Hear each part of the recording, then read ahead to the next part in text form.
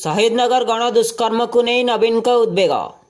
तेज वर्तमान सूचना अनुसार शहीदनगर गणदुष्कर्म मामला को नहीं उद्वेग प्रकाश करिसेंती विरोधी दल नेता नवीन पट्टनायक।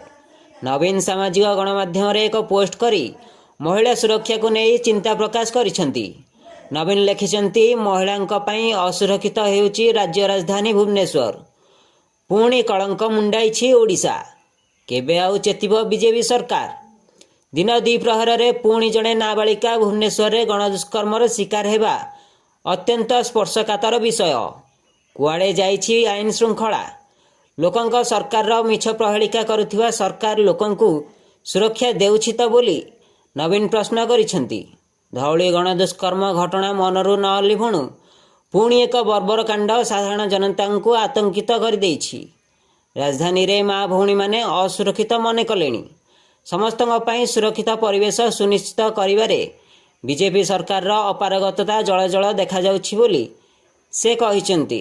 स्थिति आहुरी बिगिड़ा पूर्व सरकार सजग हुअन्तु।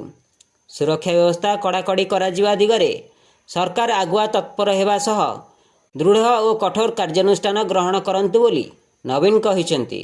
ब्यूरो रिपोर्ट नवीकरण टीवी।